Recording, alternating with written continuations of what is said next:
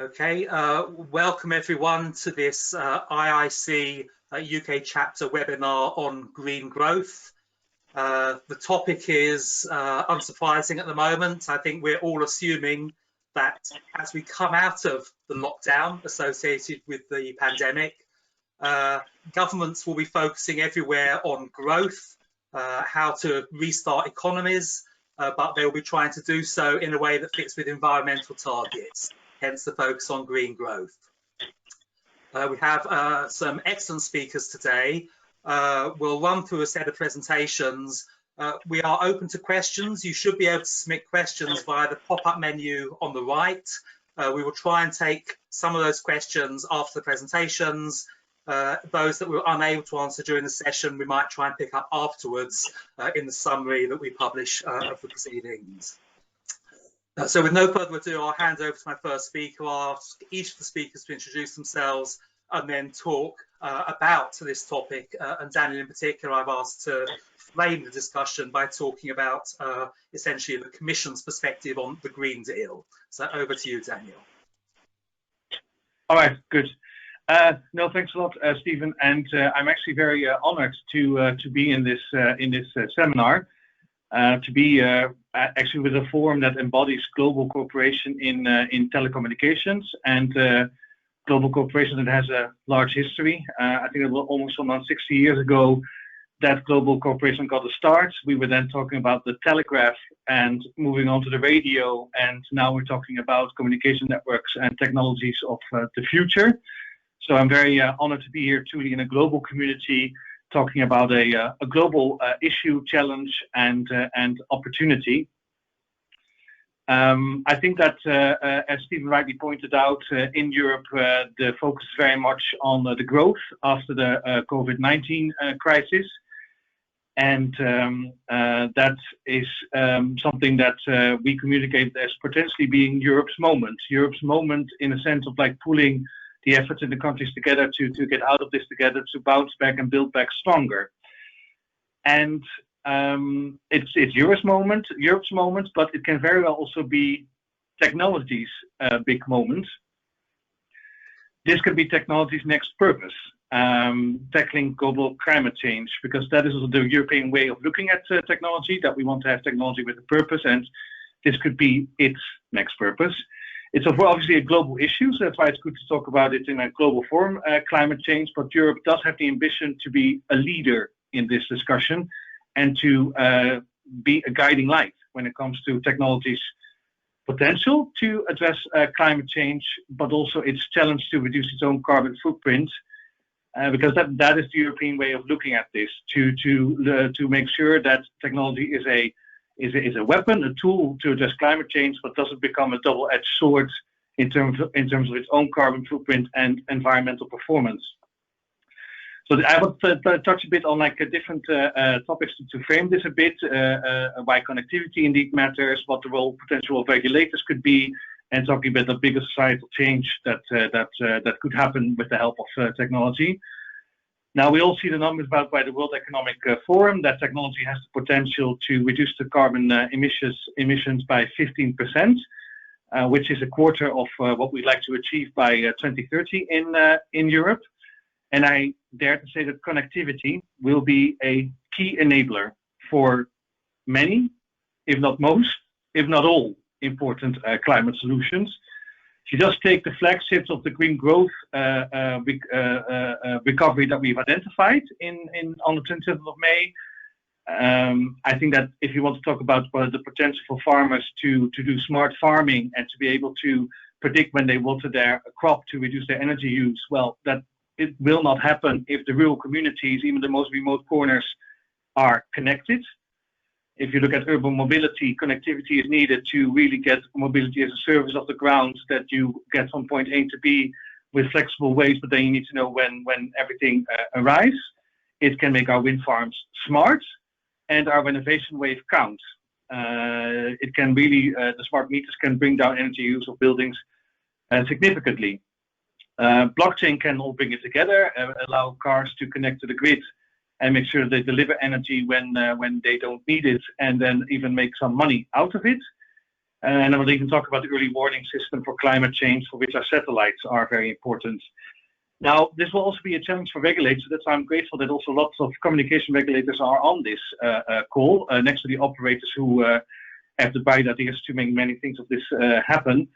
There are, of course, different potential roles for regulators in this whole discussion. First of all, you of course need to allocate the spectrum in order to have the connectivity, and I think that in Europe we are of course looking at what could be the impact of the COVID-19 crisis on the rollout plans, and I think that we do hope as a European Commission that member states see a bit that to not purely only focus on the short-term gains of the money one can make out of the spectrum gains, but to also see the long-term benefits, financial benefits for the economy if connectivity with 5G really gets off the ground, because also our climate solution, as I just explained, really depends on that. I also already said that technology, the European way of looking at this is that it should not be a double-edged sword, but really a weapon and a tool to address climate change, to make sure that we don't enable technology with the left hand to help to reduce the carbon footprint, and then with the right hand eliminate those results again. It remains a fact that depending on the figures that you look at, that the carbon emissions of the digital sector is 2% of global emissions, 3.5% according to some other estimates, which is already the same, if not bigger, than the impact of aviation. One Bitcoin transaction can use the same amount of electricity as it takes to power a household one day, and 2/3 of our mobile base stations' energy could be wasted if we don't address that in a proper manner. And we look at interest, of course, within the European Commission to the roadmap that we saw from the International Telecommunications Union, the GSMA, sustainability initiatives in the telecom sector. This roadmap to allow telecoms operators and companies to reduce their emissions by 45% by 2030, reaching zero emission in 2050. That is, of course, something that we encourage. But in Europe, I think it's fair to say that we do believe that there's a role for public authorities and to see a bit whether we can beef that up a bit. See a bit whether the benchmarks that we use to calculate the carbon footprint are really up to scratch and don't amount to greenwashing. That the environmental impact of telecoms operators is as transparent as possible. And see a bit that when we do things like Nokia and Ericsson will be able to speak about, I guess, mobile base stations, cooling them with water rather than air, using then 10% of the energy of the current solutions. I think that's something that we want to look at, because that also gives the benefit to use that same heat to heat a building, a mall, and a community, as most of these base stations are really standing on buildings directly. So in that sense, the energy efficiency of the networks, when we roll them out, I will be curious to know a bit how people see that, whether there's a role for regulators and how to approach that. And then I'm even not talking about what I want to conclude with. I'm not saying all of this for myself and as a commission official working in a cabinet. It's the youth on the streets that demonstrated by the millions to do something about climate change, the people that use the technology of the future, and who would want to know, I think, what has technology then done for me lately when it comes to climate change and a cleaner planet. This is technology's moment, potential moment, to take responsibility for our planet, to help us master this big challenge.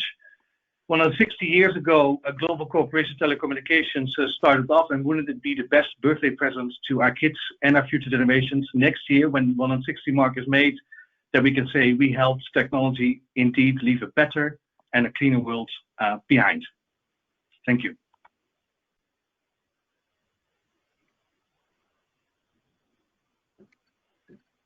So thanks very much for that introduction, Daniel. It's very helpful to set the scene. The other piece of evidence that I think would be helpful to set the scene for this discussion is some understanding of how people's behaviour will change as a result of the pandemic. And we all are speculating about how we will behave once we are no longer sitting in our homes, confined to our homes. We thought we would run a small-scale experiment by carrying out a poll of the people who are watching this webinar. So can I ask you all to vote firstly on, before lockdown, how often you worked from home, I think you should be able to click on the buttons. Let me just...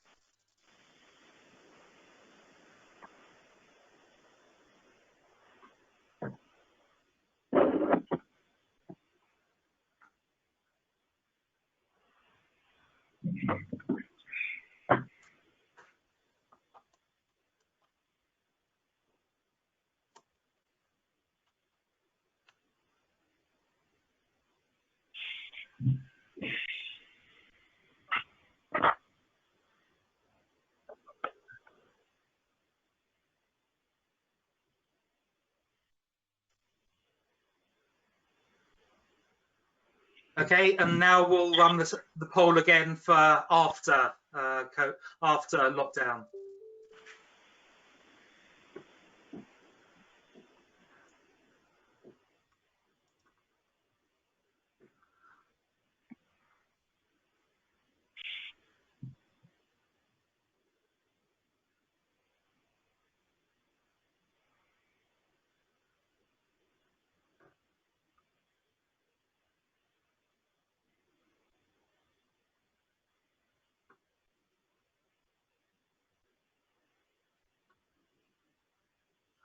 Okay, so now let's look at the results. Okay, so beforehand, 57%, 20%, 3%, 20%. And let's see after.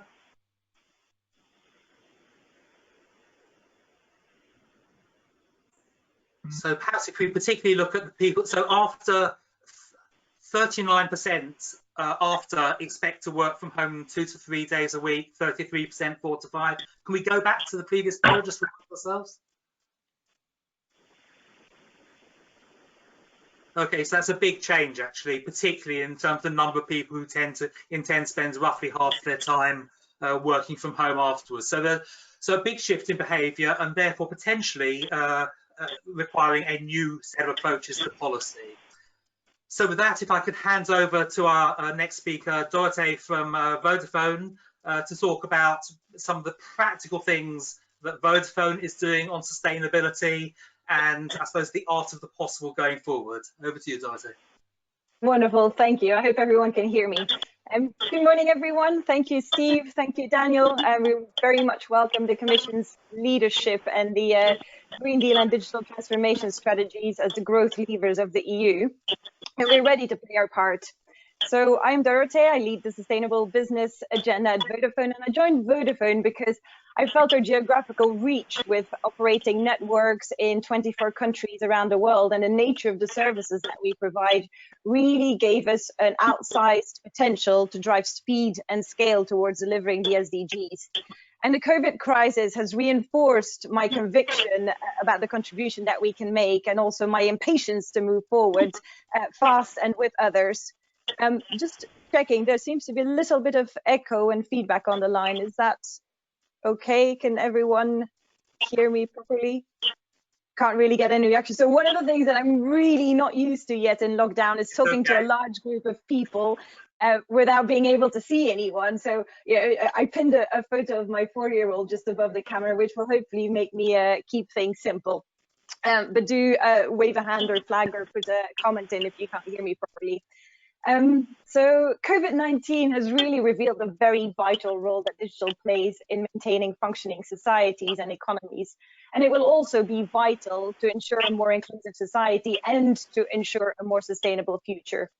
Now, with IPCC scientists saying we only have 10 years to limit climate change catastrophe, it is our duty to jointly seize this chance to build back better. And the good news is that the potential, as Daniel also mentioned, for digital to support the green transition is absolutely phenomenal, from connectivity to smart cities and smart grids driven by IoT, from cloud and hosting services reducing the energy use for our customers, to the power of data to allow for better analysis and resource efficiency. So before we get into the broader picture, let me first talk a bit about how we are addressing the footprint of our own operations, which again was already mentioned. It mostly comes from electricity, with our base stations and our technology centers accounting for 95% of our total energy consumption. So we have set a target to by 2025 source 100% renewable electricity and also to halve our environmental footprint. And in the hierarchy of actions that we are taking, energy efficiency is at the very, very top. So we've been laser focused on that because in the end, the best megawatt hour is the one that isn't consumed. So let me bring that to life a bit. So over the last 5 years, we have managed to keep our energy consumption almost flat whilst delivering a more than 1,000% increase in network traffic. So we reduced the energy consumption per unit of data traffic by 90%.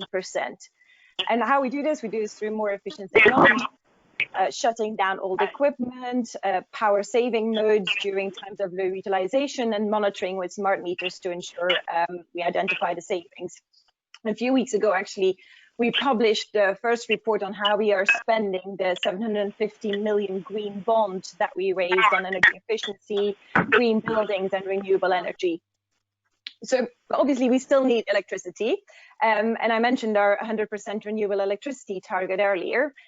We have some on-site generation, but we mainly pursue power purchase agreements for green tariffs with guarantees of origin, and then also some unbundled guarantees of origin. And in our purchasing of renewables, we've really set the highest standards in terms of the additionality, and we focus on assets, new assets from solar and wind.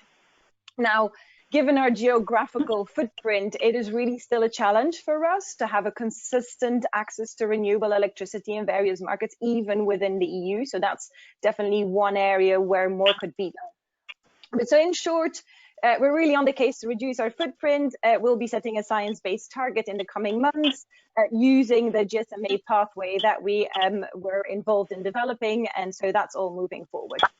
Now, moving onto the bigger picture, digital transformation is essential to help deliver a greener and resilient Europe. I'd even say that it's the only way to get to the speed and scale that we need to get to bring the economy back on its feet, ensure that no one is left behind, and address the climate emergency. So it's a unique opportunity and also a huge responsibility not to waste it. We absolutely need to get this right, from the basic layer of connectivity to everything that builds in it. It's also our only opportunity of this size that we will be given because, as I mentioned before, we have a 10-year window to address this issue. And so as I mentioned as well, the basis is really that connectivity layer.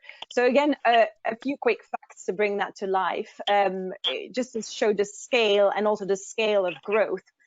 So around a fifth of the world's internet traffic travels across Vodafone networks. And it's ensuring quick and reliable access to the internet at such scale is no small task, not even at the best of times. With COVID-19, we obviously saw huge increases in traffic. In the early weeks, mobile traffic was up 15%. In some markets, the fixed broadband usage was up by 50% or over. Just in between brackets, there was a GSMA study which showed that despite those spikes, there was actually only a very limited increase in the energy consumption. So that's kind of good news. So really a huge increase as a result of COVID, but this is a smaller increase than the growth projected for the next fiscal year. So the exponential growth is what we've been seeing over the past 10 years. So even if data traffic goes back to pre-crisis levels, which it won't, it will be twice as big in less than a year. So twice as big in less than a year. Maybe I should let that sink in a bit. And it's obviously anyone's guess as to what the new normal will look like, but our analysis and our polls that we've run internally and with our corporate customers also show that the home office will become much more of a priority for many, also often in residential and rural areas where we will need better connectivity too. So the deployment of these new network technologies as fiber to the home, 5G, will improve connectivity with the benefits for the economy, with the benefits for energy efficiency. 5G, as an example, uses per unit of data less energy than other technologies. And the investments required to lay that groundwork and to lay the infrastructure for a world-class modern digital society to unleash the potential are really significant. So the allocations under the recovery packages really need to be made in a way that is forward-looking and ambitious in shaping the future together. And an investment program should also be accompanied by demand-side initiatives to help more businesses, more governments, and more citizens become fully digitally equipped. One possible method for that could be vouchers for digital connections and services and solutions. Before I close, I just want to say a few words about IoT, which provides a crucial link between the data economy and the physical economy. And I don't need to repeat the studies that have already been mentioned on the avoided emissions that IoT can bring across sectors. We estimate that right now over a third of our 100 million IoT connections that Vodafone operates directly enable our customers to reduce their emissions, and we expect this proportion to go up. By 2025, the Internet of Things connections are expected to reach 25 billion, up from 9 billion in 2018. So leveraging the power of IoT in the Green Deal is absolutely essential, and it's an area where Europe can really be a technology leader. For now, the scale is often hindered by the fragmentation between regulatory frameworks, between countries, between sectors. So we really need a designed for IoT regulatory framework. And last year, we published a white paper on that. Let me close by saying that we will continue our journey on reducing our own footprint. And a journey to shape the future and seize the huge potential of digital society to propel us forward is one that we should all embark on together, and do so now to achieve the pace and the scale, the depth of transformation that we need to deliver a more sustainable, resilient, and inclusive society. Thank you. Back over to you, Steve. Thanks very much, Dorothee. Can I ask you just perhaps one follow-on question? You mentioned the exciting possibilities of IoT, and I think there are these amazing statistics which sort of talk about its potential. Could you say a bit more perhaps about particular examples of what IoT can do in terms of sustainability? Sure. Yes, of course. So let me take examples from maybe agriculture and energy, because in the end, it's agriculture and energy that are the two main contributors to global greenhouse gas emissions. So on agriculture, one of our digital offerings in Africa is My Farm Web by Mezzanine, which really gives farmers the power to measure and record data on soil, on pest presence through probes, soil probes, tracking devices, small weather stations, etc. And that allows them to really produce the most profitable crops in a way that is as efficient as possible, also for the planet, and also for the resources in terms of time, etc., and water that needs to be used and energy. So that's a very nice one. We're also working in Turkey with farmers to create these digital agriculture stations. On energy, so through narrowband IoT, we've partnered with Techem to drive digital processes in the property sector. So that's about enabling remote metering of energy consumption in houses and in commercial buildings. And we're also partnering with an organization, an NGO called, a nonprofit called Energy Web, whose mission is to accelerate the decarbonization of the grid. So when new solutions like batteries or heat pumps come into the grid, they need to become an integral part of it. And that's best done by connecting them into that grid with smart systems. So those are only two examples. One that is also that I really like is how we can empower cities, smart cities through this. So in Spain, we're the partner for the Sevilla Smart City platform, which helps the municipality monitor services and facilities like, the lamps and waste management and air quality. So huge potential across sectors, really. That's marvelous. I love these practical examples because they bring to life the big statistics, the big numbers we hear. These practical examples just bring them to life. Okay, so let me hand over to Mats from Ericsson to talk from a manufacturer's perspective about the roadmap that we see. Over to you, Mats. So thank you very much, and I'm super glad to be here. and happy. My name is Mats Pellbeck-Sharp. I'm head of sustainability at Ericsson, and if you've ever been in a super engineering-driven company like Ericsson, then of course you have to have your facts ready before we talk about any numbers or any targets. So for that reason, we have been doing life cycle assessments for many years and collected the data. And I think both the facts that Daniel talked about and the other facts that we have seen comes to a large degree from Ericsson life cycle assessment and research. And I would like to share a couple of facts and put something straight as well, because I think there is a lot of myths going around when it comes to the ICT sector and our footprint. So if you show the next slide, I will dive directly into the facts from Ericsson that is in fact the basis for a lot of the on right now. And as you can see on this slide, the carbon footprint of the ICT sector is around 1.5%, and from the electricity use, it's 3.5 or 4% that is used by the ICT sector in total. And that is all data centers, but also the user devices, the computers and phones and the other things that you have out there. So it is a big part, but it's not, or it's a small part, but it is also, as you can see, not growing a lot, and it's in fact started to shrink as a carbon footprint. And I think if you look on the numbers here, 2010 to 2015, there was a growth of 2-3% on electricity use, but as we are a big buyer of renewable, you already heard Vodafone's plans to go 100% renewable. That goes across the whole industry, both from the data center side as well as the operators on mobile networks are very, very active on going for renewables. But at the same time, we are also working to reduce our footprint. So by doing that, we can limit the growth. Between 2010 and 2015, we built a full 4G network. So if you look on the next slide, you can see that the mobile network has in fact been growing. There was a significant growth, and it has been every time that we have built a new technology. So what will happen with 5G? Because that is where we are right now.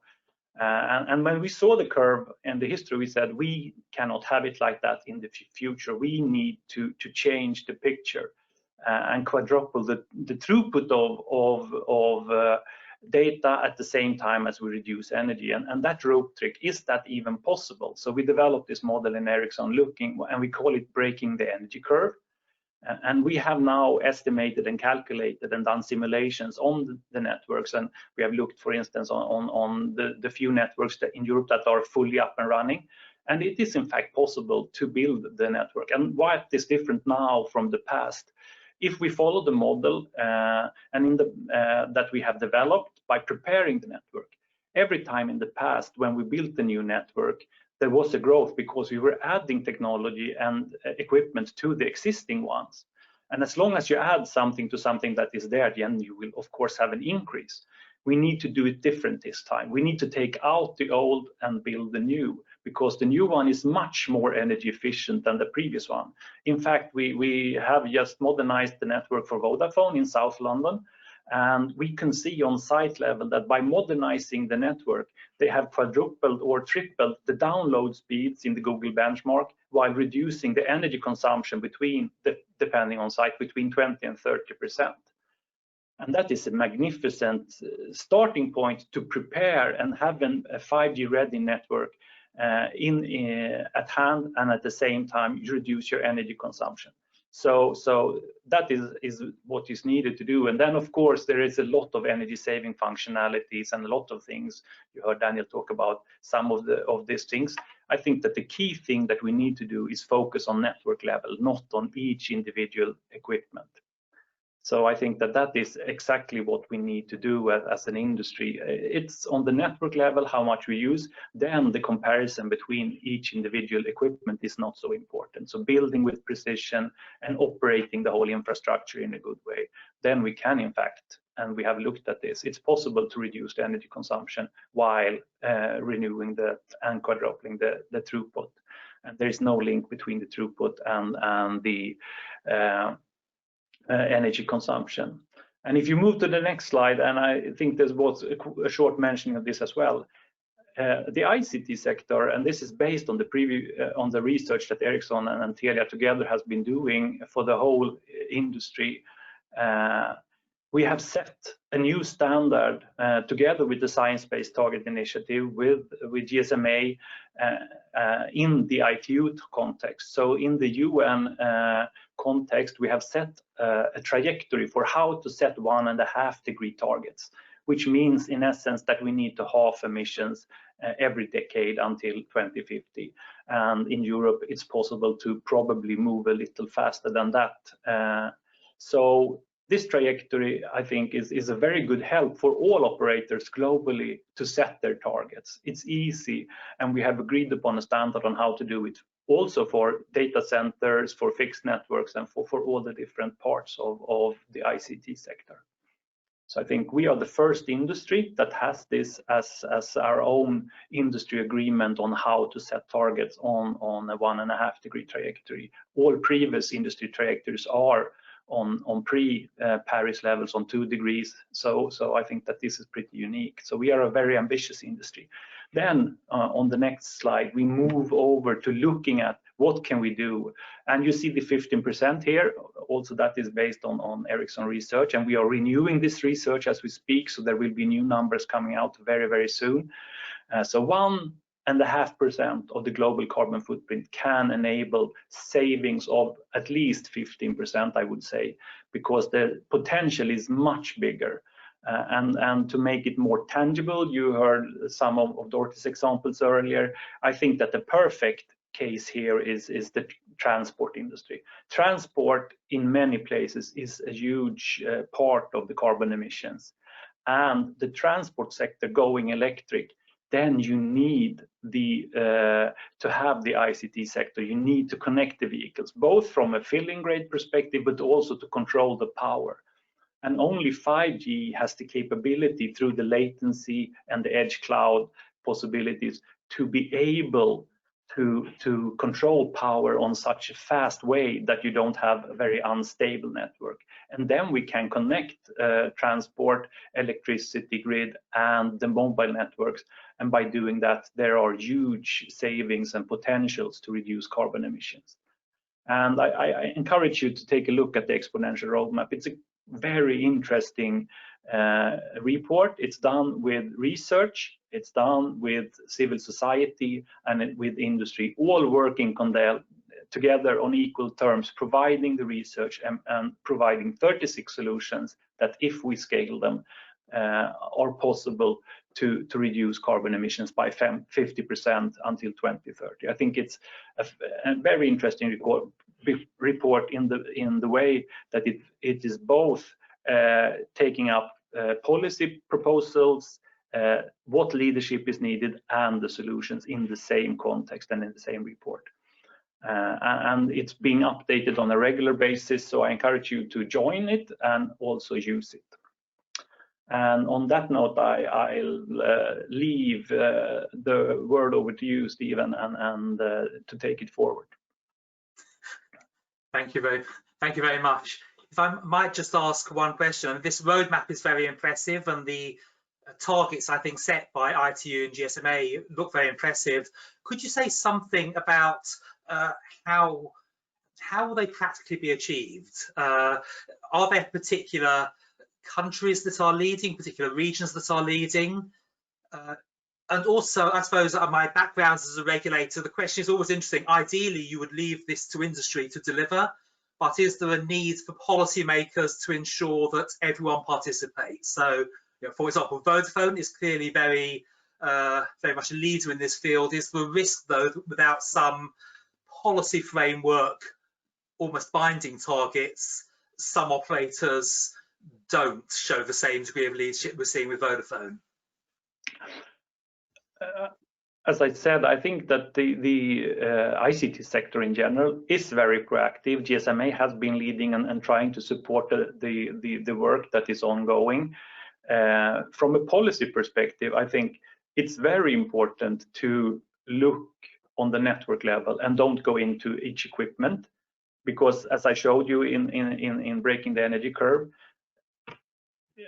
how you build your network can differ a bit, but it's how much throughput you get and how much it consumes on an overall level is much more important than comparing one device with another device or one box with another box, because you might be using a more efficient box that drains more energy but covers a bigger area, or can replace two other equipments, or so it's very important not to go into too much detail in the regulation.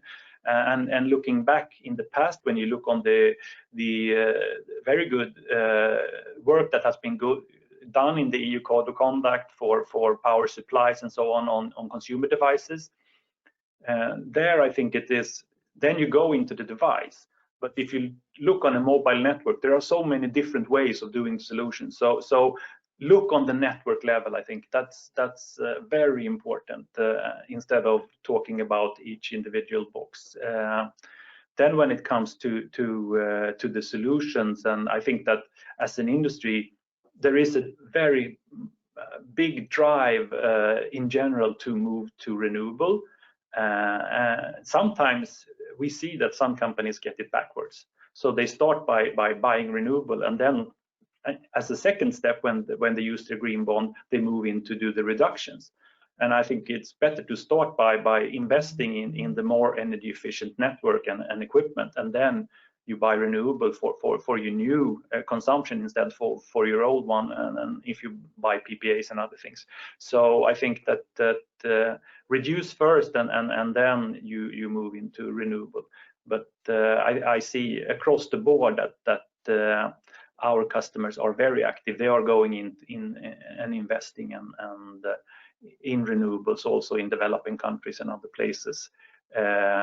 So I think in general a very proactive industry. And I think one thing that we should understand when we talk about this is that digitalization drives exponential change, and it also drives democracy in a way. So looking at the music industry, for instance, before there were 5 big companies that controlled exactly what concert to go to and what records that should be out there. Now it's totally different. Through digitalization, everybody can get out to the market. It opens up for small and medium-sized enterprises to enter the market. And I think that the IoT and the digitalization opens up for a lot of new innovations, and 5G is a fantastic innovation platform going forward, and we really need it in Europe very, very fast. We cannot wait.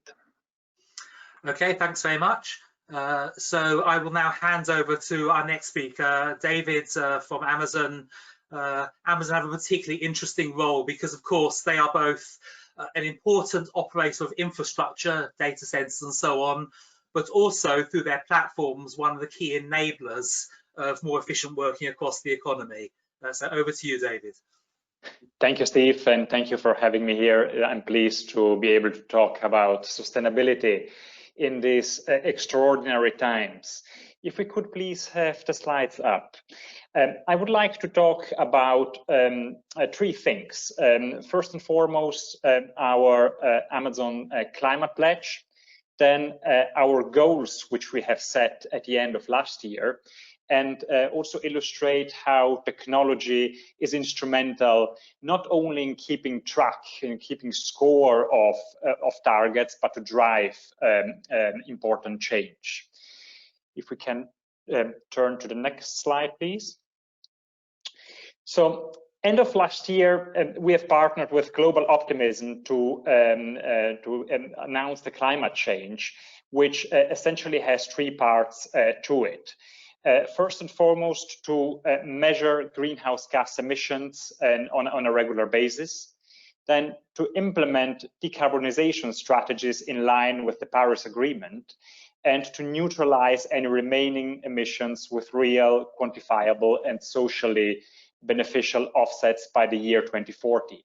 In order to reach these goals, we have set ourselves aggressive renewable energy targets for a company like ourselves, which moves goods from one place to the other on the planet. I think these are quite ambitious goals. So of reaching 80% renewable energies by the year 2024 and 100% by the year 2030. If we can have the next slide, please. We believe that it is important to signal, let's say, change or directions of change, to the market. And I think, that the previous speakers, illustrated that very well. And I think that it is our somehow duty as, large companies, to send these signals, down our supply chain. In some respect, this is similar, to the job, which essentially, the European Commission, has done with the European Green Deal, which essentially to set a framework and to give a signal, as to what the direction of travel is.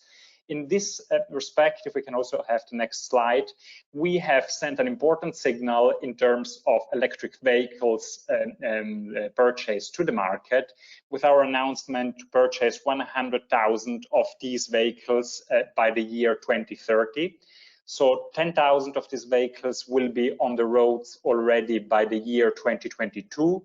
These are fully electric vehicles which will be deployed worldwide, and remaining ones will be deployed in the course of the rest of the decade until up to 2030. Next slide, please. In terms of climate change and mitigation of it. Technology is definitely important, but nature-based solutions continue to play a critical role. And this is why we have partnered with the Nature Conservancy in the creation of the Right Now Climate Fund for the essential institution of a fund of $100 million towards reforestation of forests and wetlands around the world. Next slide, please.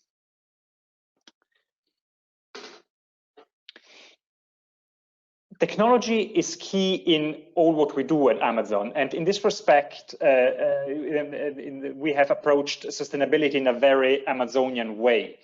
And the Amazonian way essentially works with connecting science to technology and connecting technology to customer obsession. This is why over the past years we have been building models and tools for teams across the company in order not just to keep track of their environmental emissions, but to enable them to radically reduce carbon for the company and down our supply chain. Next slide, please. Our company is complex. If we move further, one step further, so thanks. Our company is complex, and probably as complex as many companies combined.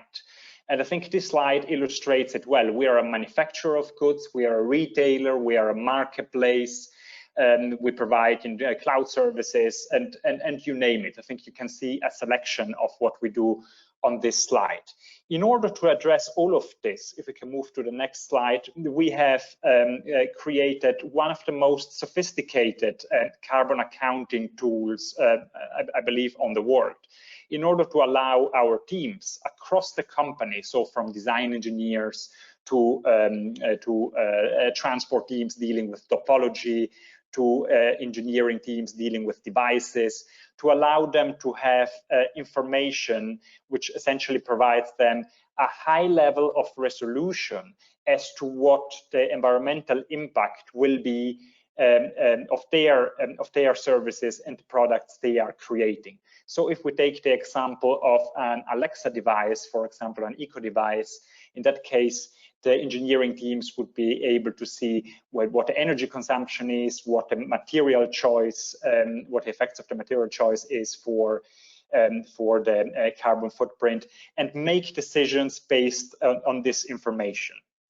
Sometimes, and if we move to the next slide, sometimes this information leads us also to some counterintuitive discoveries, in the sense that this may not be apparent to everyone, but we have discovered that same-day delivery is the lowest carbon option within Amazon, to the contrary of what you often hear elsewhere. And the reason for this is very simple, actually, because products which are available for same-day or for next-day delivery are not shipped from long distances. They are shipped from warehouses and fulfillment centers which are very close to the customers we are serving. And with this, Steve, I would pass back on over to you. So thanks very much. That's fascinating. I mean, one of the things that, of course, is striking about Amazon is just the size of the business, the range of different activities. And for me, that, I suppose, raises a question as to where the biggest benefit can be obtained. So in terms of making a difference to environmental targets, where are the biggest contributions from Amazon? Is that the use of online platforms to essentially take activity out of the real world and into the virtual world? Is it through Amazon's direct consumption of energy through data centers? Is it through electrification of vehicle fleets? Or is it all of those? But if you were to identify those that are most important as a priority for the company. Yeah, I think that, you know, it's essentially all of those, but of course transport plays an important role in all of this, and that's why we are addressing transport very proactively, you know, with the solutions we're bringing to market. Overall, I would say that we believe that e-commerce is inherently more, let's say, environmentally beneficial, you know, than traditional commerce, and there's a plenty of studies, you know, out there which testify somehow to that. And a few examples I would like also to provide, you know, relate, for example, you know, to packaging. In terms of packaging, you know, e-commerce doesn't need, you know, romance packaging, you know, with plastic windows, you know, for the customer to be able to see and touch, you know, the product, you know, in the store. Everything we need is essentially, you know, a few high resolution pictures, you know, in order to illustrate, you know, the product to the customer. The same, I think, is valid, you know, for transport. If you consider, you know, you know, a delivery van, you know, has on average of 120 products, you know, they are delivering, you know, in a city environment, and, you know, on average, you know, they will drive around, you know, 72 kilometers across the city.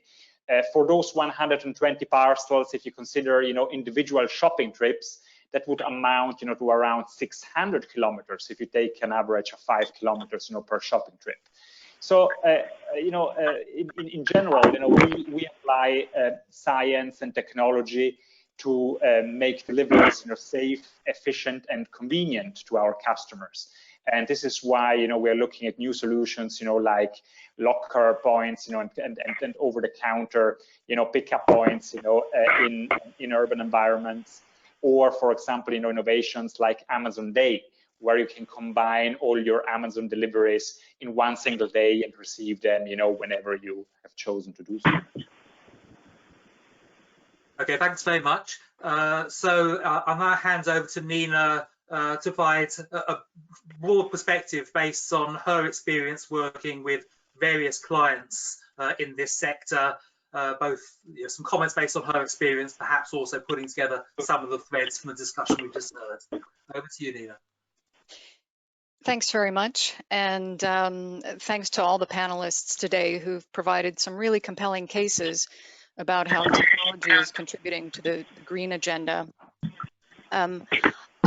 Just to introduce myself, I'm Nina Beebe. I'm the head of Access Partnerships UK and Europe practice. If you're not familiar with Access Partnership, we're a world-leading public policy consultancy to the tech sector. Many of our clients are laser focused on sustainability issues. We've heard a few examples of these from our panelists of the sorts of things that are really contributing to the green agenda, but just to highlight a few from among those companies we work with, Salesforce is committed to a net zero company by 2030 and has a very interesting dashboard that helps other companies achieve carbon neutrality. SAP is aiming to achieve a net zero carbon footprint for their operations by 2025. Microsoft have pledged to become carbon negative within 10 years, including an internal carbon tax and investment in clean tech. ATC has a green business model that's based on infrastructure sharing. So I think whatever part of the industry our clients are in, they're all making a contribution. I was asked to talk a little bit about the future of work in my presentation. And so I wanted to touch on some of the lessons of the pandemic, because TMT's contribution to COVID solutions, I think, is very relevant to accelerating green change. I'll then do a quick tour of how governments are considering net zero goals in their COVID economic response agendas, and we'll close by flagging a few questions governments might consider to better enable sustainability agenda. We obviously saw a very rapid transformation of work during the pandemic. Internet use was up as much as 50% in some countries in Europe, and a similar percentage of working adults in the UK were working from home during this period. The polls earlier alluded to that fact. And this shift from office to home required a rapid adoption of new platforms, virtual connections, and connectivity to enable resilience. Many of these changes may be permanent. So we need to look at what lessons can be learned in terms of how tech supported the COVID response. The first lesson, I think, was that cloud facilitates resilience and continuity. Cloud enabled flexibility in work models, both traditional and informal, enabled global business to carry on, and public services to be delivered, including, importantly, in education and in healthcare, including also very importantly, global data sharing and artificial intelligence around the spread of the virus and interventions in that process. Second, I think we learned that connectivity demands increased. The internet didn't break, but still in some countries in Europe, broadband deployment is behind targets, and there are many areas where rural connectivity still needs to be improved. And even connectivity just outside urban areas needs greater attention and investment. Third, I think we saw some very good examples of collaboration and consultation between industry and government, which really showed that open communication between the two is going to continue to be important in delivering critical infrastructure for the public good. And finally, I think what we're all seeing is that the COVID pandemic has presented an opportunity to both accelerate tech trends and net zero policies, but also to decelerate them. And it's this point that I'll pick up on next. I wanted to do a quick comparison between the emphasis of some of the post-COVID economic recovery plans that we're aware of. We heard earlier from the European Commission. Daniel said that this is Europe's moment and possibly tech's moment, and I would agree with that. I think in the European Commission's draft 750 billion euro economic recovery plan, there's a heavy emphasis on accelerating the objectives of the Green Deal and net zero. And there's also a strong emphasis on connectivity. I think the plan is bold and laudable and indeed world leading. So the Commission is really setting the benchmark in this respect. To take another example from the region, the UK, which was due to be host of COP26 this year, is roughly following a similar line. The Treasury's first COVID recovery budget included environmental measures, and a second tranche of funding is reportedly set to include funding for reskilling workers in renewable energy and clean tech. The UK also recently launched its Race to Zero campaign to spur a zero carbon recovery. And this ultimately relates to the Paris Agreement. But we're seeing some different approaches elsewhere in the world. In China, President Xi Jinping had been pushing for sweeping environmental protections in the last few years to combat air pollution in major cities in China. But with the post-COVID economic downturn, that looks to be shifting somewhat. Environmental protection now appears to be crowded out from the top place on the agenda as a political issue at China's annual legislature meeting. And each of the top 3 targets now supports more traditional economic growth. So environmental protections may be a loser in the post-COVID era in China, at least in the near term. To take another example, I would say the United States is somewhat mixed. The Environmental Protection Agency announced a temporary policy suspending enforcement of environmental legal obligations during the pandemic for an indefinite period, if the company can show that there's a COVID-related reason for non-compliance. We've also seen some reductions in the rate at which fuel economy and carbon emissions must improve. But at the same time, there are some possible green shoots. In Congress, it's rumored that clean energy and energy efficiency measures may be included in further stimulus packages. So I think we've touched on what some national governments are doing related to the recovery and how the green agenda is figuring in. I wanted to touch very briefly on the international sort of multilateral side. We're in the final decade of the Sustainable Development Goals, and some 30 UN agencies are working on tech and sustainability. Importantly, the International Telecommunication Union has launched a new standard for emissions reduction trajectories to align ICT sector companies with the Paris Agreement. And interestingly, the ITU also set up a platform called Reg for COVID, where both companies could contribute stories about their response to the crisis, and governments could outline their response in terms of best practices.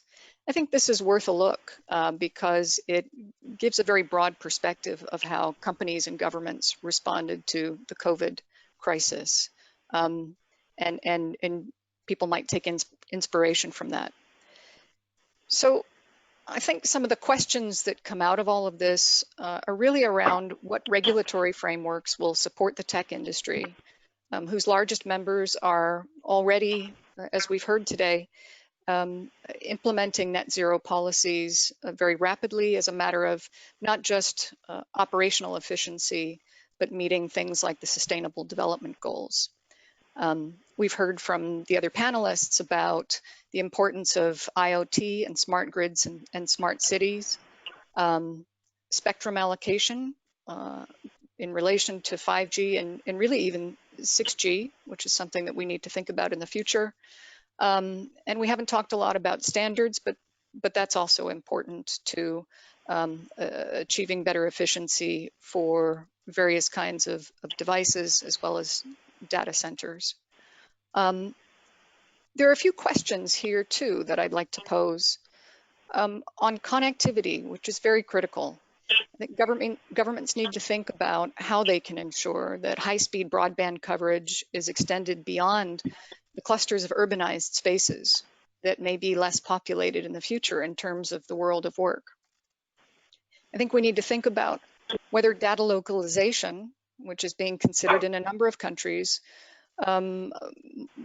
might be left behind in favor of a more open cloud regime or framework, which could better facilitate global data sharing and the kind of AI that helps sustainability. And perhaps in terms of tax and considering new digital taxes, governments need to focus as well on how still to incentivize the greening of companies' operations. So those are just a few thoughts that I'll leave you with. So thank you. So thanks, Nina. I particularly liked your questions at the end. They're very challenge to policymakers to work them through. And as an ex-telecoms regulator, I certainly recognise some of those as issues which will need to be addressed by regulators to make sure they're not getting in the way. So you get the point. I was also very interested in the international comparisons. Your points about, particularly the mixed messages in China and the US. Sitting in the UK, I guess, well, firstly, I hope that we will collaborate with the EU on an ongoing basis in this area. But what are there other parts of the world that we might look to as particular role models? If you look around the world, who do you think is, making a particularly good job of leading in this area, alongside the Commission, of course? The Commission is certainly at the top of that list. I think that some Asian economies are doing a good job of incorporating sustainability and net zero targets into their own agendas. When we sort of looked around to survey what governments were doing, Australia and Singapore were two that rose to the top of the list. Both have included some very important clean tech or net zero related objectives in their budgets for 2020, and those are compelling, coming from, you know, both a very large and vital economy and a much smaller one, which punches much above its weight. Okay, that's great. Okay, let's open the discussion up for the rest of the panel.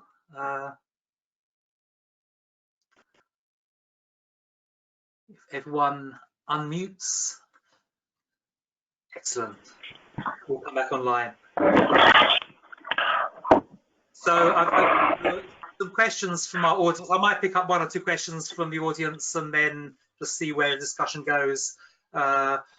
One of the questions that's come in is really, it acknowledges some changes in industry structure. So at the moment, we can see trends within industry for mobile operators to outsource radio access networks to neutral hosts, if you like, tower cos. There's this rise of tower companies operating some of the infrastructure on behalf of mobile operators. And we also see this trend of virtualizing networks, so more stuff put into edge computing and data centers, less in the network. I guess the question is about, does that put more emphasis on players other than the operators and manufacturers? It sort of goes back a bit to Max's point. We've got to look at the system as a whole and ask where the greatest benefit can be delivered. Is that still within the network sphere, or is it somewhere else? I don't know if anyone fancies picking that one up. Probably looking at either Max or Dorothee, but you start, Dorothee. Hang on, I need to unmute myself. Yeah, so obviously I'm not the biggest expert on this. What I would mention is also to the point around rural coverage, etc., is the Open RAN, so Open Radio Access Networks, which is a way to kind of improve the network economics and work in a different way with players and reach more people in rural areas as well as a result. I think it's very important. In the past, it has been the perception that to have broadband you need to have fiber.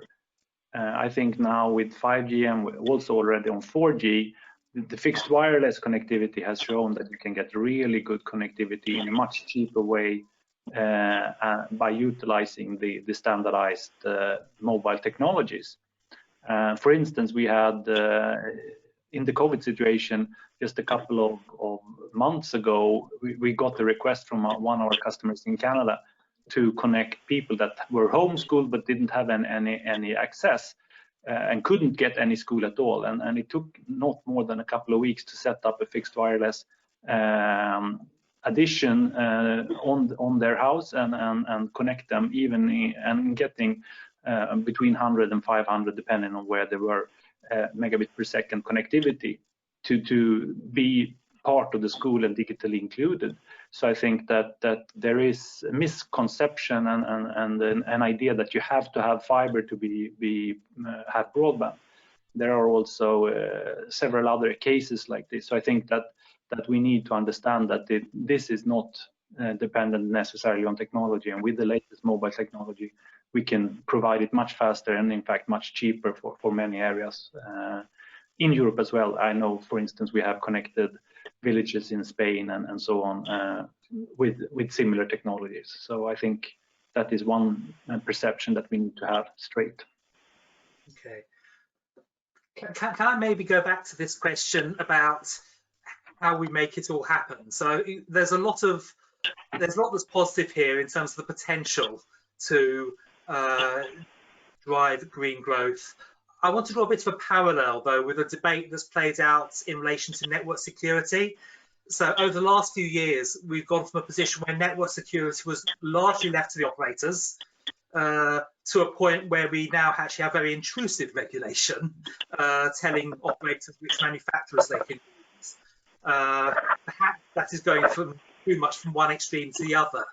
I'm curious about what's the balance. So what's the best way in which policymakers can work with industry to set targets, to see those targets met, without, as you said earlier, Mats, not getting to micro specification of how the targets should be delivered, but at the same time making sure that there is a push for policymakers to make it happen. It's not just left to, if you like, voluntary commitments, which maybe not all operators will adhere to. So, yeah, what's this balance between micro regulation and sort of non-binding voluntary agreements as a way of moving forward? What's the sweet spot in the middle? What would you ask for? Anyone? Anyone? Yeah, I think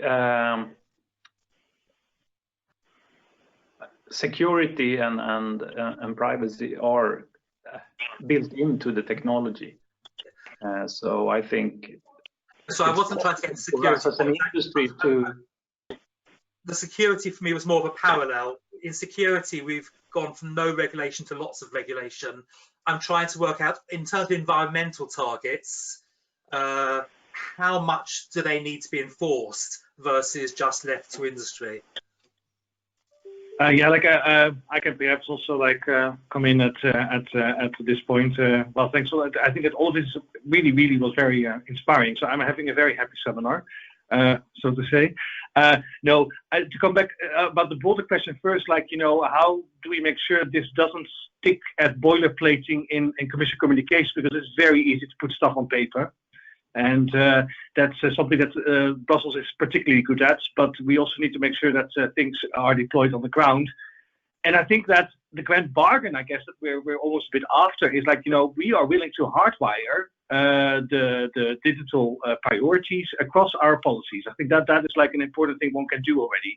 Because I think that the exciting thing about 5G, for instance, is that the network, all of the stuff, now we're used to these networks where everything is concentrated in data centers and central node. The beauty of 5G is that it all spreads to the edges, and you have lots of industrial players that can now really join the party in a sense, being connected and inventing new things. So that means, for instance, when you talk about bridging the digital divide that Nina and others mentioned in agricultural fields, which is essential to get digital solutions for farmers off the ground, we should not only look at a program like Digital Europe, we should also look at, what about the agricultural funds? Can they be used also to a certain extent to modernize it? And let's look at the strategic plans that member states have in the agriculture field. Are they tech conscious in that sense? And the national energy climate plans, I think that hardwiring is very important, but then of course we come back at this double-edged nature of technology, which is also really important to us. I think that technology really has the potential to revolutionize a lot, and we're not only purely after modernizing, we're also potential for revolutionizing. If you stay in the agricultural field, I think that what's really very exciting is the possibility that you have a company that produces fertilizers no longer being minded about, I'm just selling volumes, but having a responsibility for a plot of land, for instance, and then it's a service. So it's sort of plant protection and growing a land as a service rather than a product. And then let's make sure that that company then uses the fertilizers. It then becomes a cost in the sense of grow the productivity. I think that is truly exciting, and it's something that is in the future, but something that we should not be afraid of testing and seeing a bit whether it could work. But then, of course, you do come to that responsibility again, and I totally take the point that one should focus at network levels, but we should also focus on, the entire carbon footprint, level 1, 2, 3. I think that it's one thing that you sell products online, for instance. It's another thing in terms of, what do you do with the right to repair, the right to reuse, rather than throwing all these devices away. For some companies, half of the emissions effect is actually in the device that we all use. And we use it a few years, and then the technology becomes obsolescent, where we don't upgrade to the latest version. And then we just, what do we then do with it? Often we throw it away. The right to repair is, I think, essential to take account of. It's not only what can I do within my company, but what can I also do a bit broader in the sense of like revolutionizing things. So that is all essential, and I really take a lot of heart out of like the fact that people recognize that connectivity is important for us. The security element then comes in, of course, because one thing is COVID-19 teaches us the wonders of technology. We now have first-hand experience of like, well, I finally now know what Zoom is and what WebEx is, and I used it now.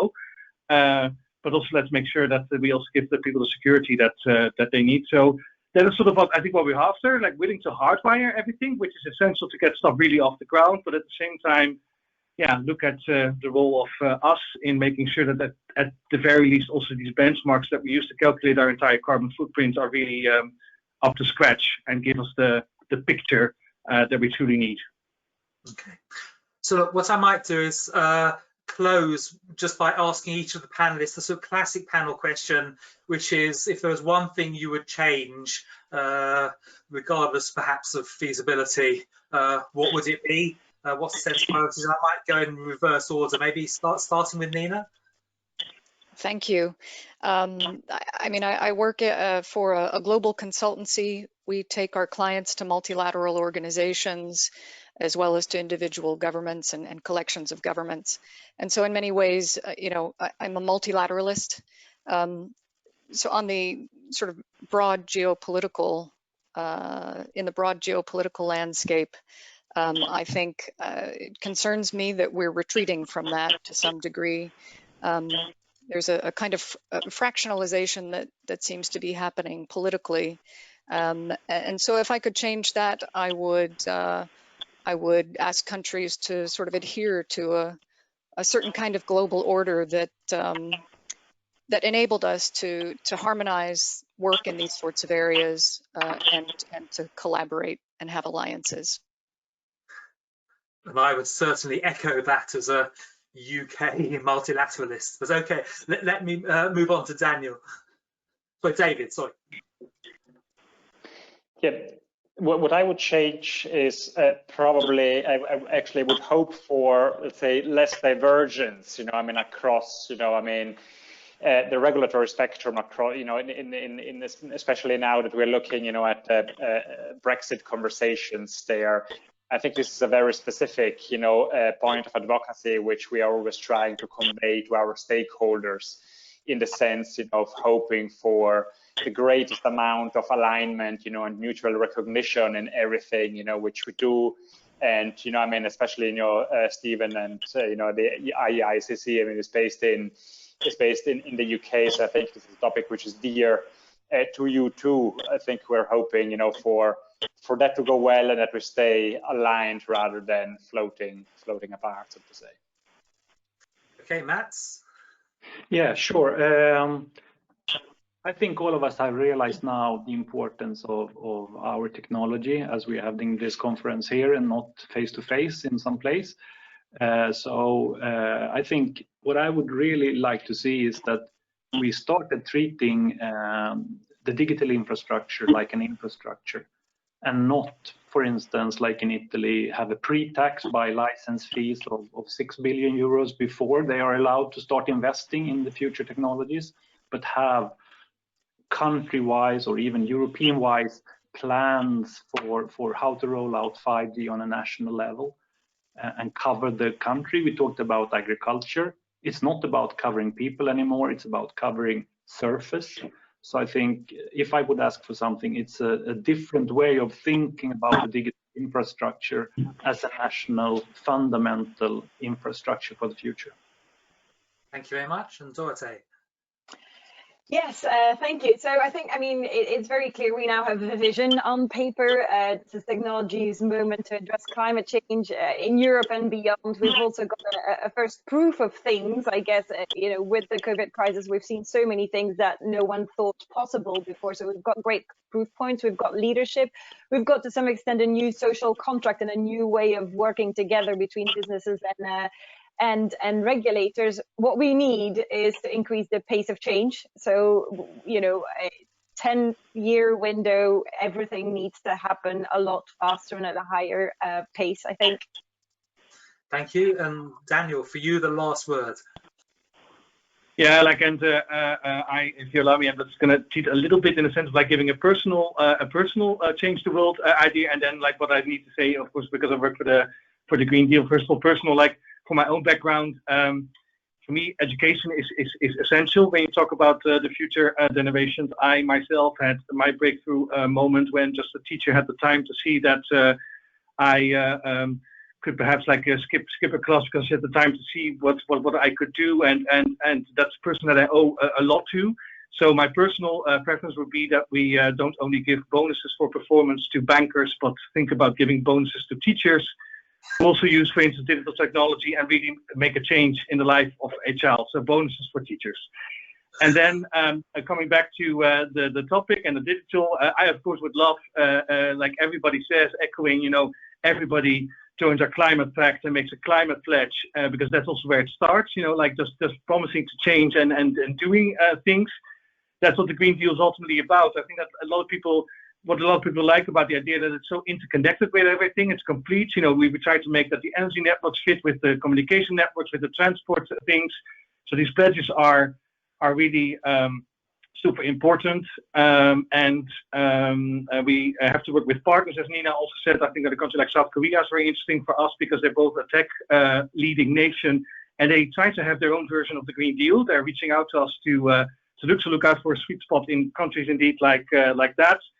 So climate pledges from everyone, that would be my wish for the future, because the Green Deal is about building stuff together. Is Europe's moment, technology's moment, and working hand in hand to make that happen is the answer. And I really, really like this seminar. Thanks a lot for this. Thank you very much. And I think that's an excellent point on which to end. I'd like to thank everyone for listening in. And I'd particularly like to thank all our panelists for the fascinating contributions today. Bye now. Over now.